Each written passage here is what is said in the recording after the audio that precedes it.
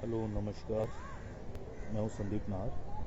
आप लोगों ने मुझे कई फिल्मों में देखा होगा, MS धोनी का अनटोल्ड स्टोरी फिल्म के अंदर, जिसमें मैंने छोटू भैया का किरदार निभाया था। और आज ये वीडियो बनाने का एक मेरा मकसद ये है।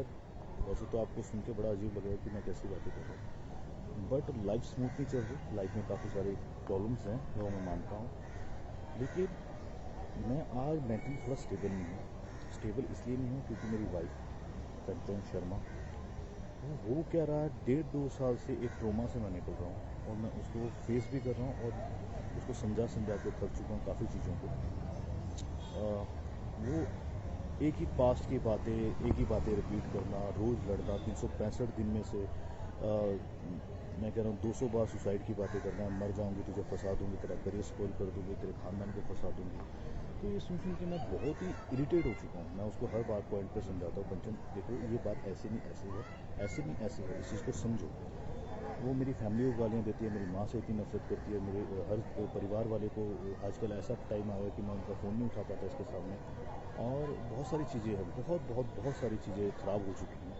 इतनी ख़राब हो चुकी है कि मैं अब ले नहीं पा रहा हूँ। दिमाग में इतना स्ट्रेस इसने दे दिया है। काम को लेकर यहाँ बॉम्बे में स्ट्रेस होता है, हर चीज़ को लेकर होता है, बट काम का स्ट्रेस फिर भी झेला जा सकता है। बट ये औरत का स्ट्रेस है, ये झेलना बहुत मुश्किल हो चुका है। मुश्किल इसलिए हुआ है कि ये काफ़ी ऐसी ऐसी बातें मुझे बोल देती है, ऐसी ऐसी बातें बोल देती है जिसका मेरी लाइफ में बिल्कुल भी कोई वैलिड पॉइंट नहीं। मैं बोल बोल के थक चुका हूँ। ये मेरा नाम किसी से भी जोड़ देती है। मैं 2 साल से इसके साथ हूँ, 24 घंटे हम साथ में रहते हैं, उठना बैठना हर चीज़ें होती हैं।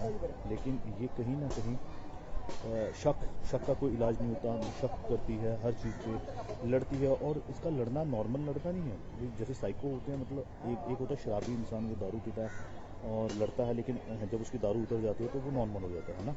नॉर्मली ऐसा होता है, उसको गिल्टी फील भी होती है, उसको अपनी गलतियों का एहसास भी होता है। बट इसके केस में ऐसा है, अगर ये लड़ती है, इसको कोई बात बुरी लगती है तो वो उसके दिमाग में बैठ जाती है। बैठ इतने गंदे तरीके से जाती है, उसको निकालना बहुत मुश्किल होता है। ये कितनी रातें ख़राब कर देती है। इवन अभी जैन की बात है, जैन में ये घर से भाग गई थी, मैं रात को उसको ढूंढने गया था।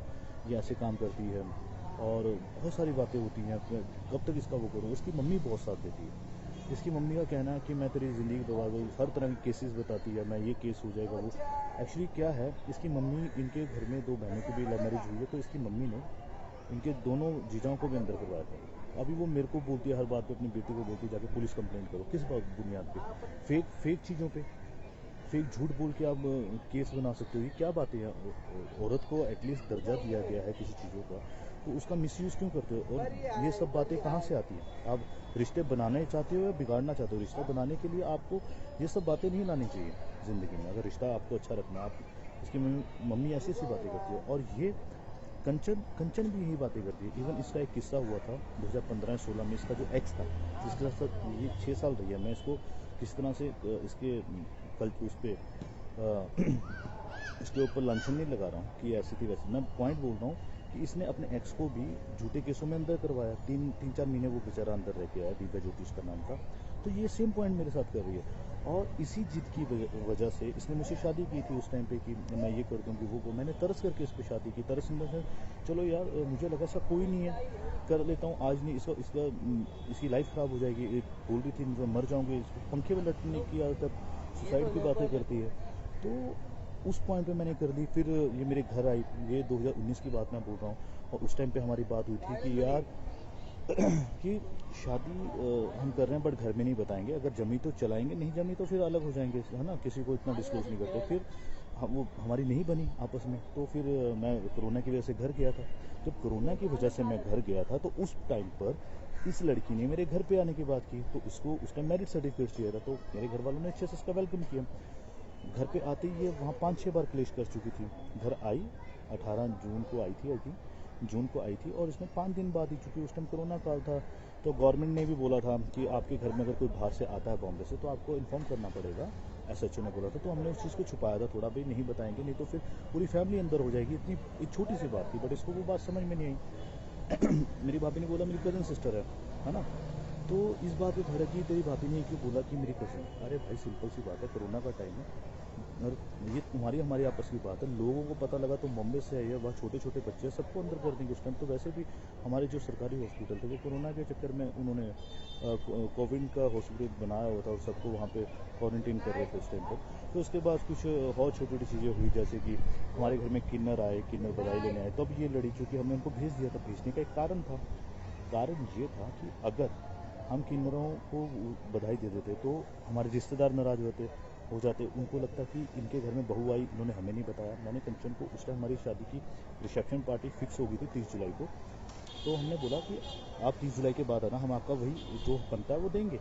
वो दिया भी, बट उस बात पे भी इसने क्लेश किया। बहुत सारी चीज़ें हुई, छोटी छोटी बातों पे क्लेश। ये बोलती मुझे घुमाने नहीं लेके जाते। अबे भाई, कोरोना में बॉर्डर सील हुए गए, हिमाचल बॉर्डर सील है, पंजाब बॉर्डर सील है, कैसे लेके जा सकते हैं? ये बात इसको समझ में नहीं आ रही। ये बोलती जिनकी शादी होती है उनके पति उनको घुमाने लेकर जाते हैं। मैंने बोला भाई, जिनकी शादी होती है उनके पति बेशक उनको घुमाने लेकर जाते हैं, बट उस टाइम पे कोरोना नहीं था। अभी कोरोना, अभी थोड़ा सब्र कर लो, बाद में चल लेंगे। ये बात उसको समझ में नहीं आ रही। तो हम आगे शॉर्टकट में बॉम्बे, क्योंकि वहाँ पे बड़े सुसाइड वाली बातें कर रही थी। मेरे घर वाले भी डर गए थे, उनको लगा कहीं ये लड़की की वजह से फैमिली पे कोई आफत उफत ना आए, चूँकि कोई हंसा। तो मैं इसको बॉम्बे ले आया था। बॉम्बे में आके भी इसका सेम वही ड्रामा। सर्टिफिकेट शादी का मिल गया, फिर भी इसको सेटिस्फेक्शन नहीं हो रही है, एक सिक्योरिटी नहीं मिल नहीं रही है, और हर जगह से मुझे टॉर्चर कर रही है। बस मैं एक बात बोलना चाहता हूँ इस वीडियो के माध्यम से, अगर मैं कोई गलत स्टेप उठाता हूँ लाइफ में क्या, मेरा आजकल मेंटल पीस थोड़ा सही नहीं रहा है, क्योंकि मैं रोज़ झगड़े नहीं ले सकता। सुबह उठो झगड़ा सेम बात पे, जिस पे 1000 बात पहले बात हो चुकी है, लड़ाई हो चुकी है, उस पर फिर अगेन सुबह उठो, दोपहर को झगड़ा, रात को झगड़ के सो। तो मेरे में इतनी कैपेसिटी नहीं, मेरी एनर्जी लेवल इतना नहीं है कि मैं बार बार हर चीज़ों को क्लियर करता हूँ। इसको एक बार बोल के कंचन ऐसा नहीं है, ऐसा बात खत्म हो जाती है।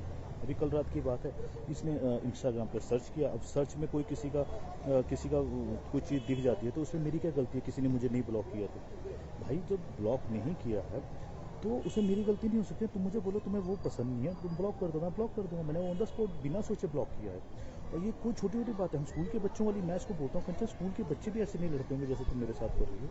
तो ये कोई वैलिड प्रूफ नहीं, वैलिड बात नहीं है। आप वो बात बोलो।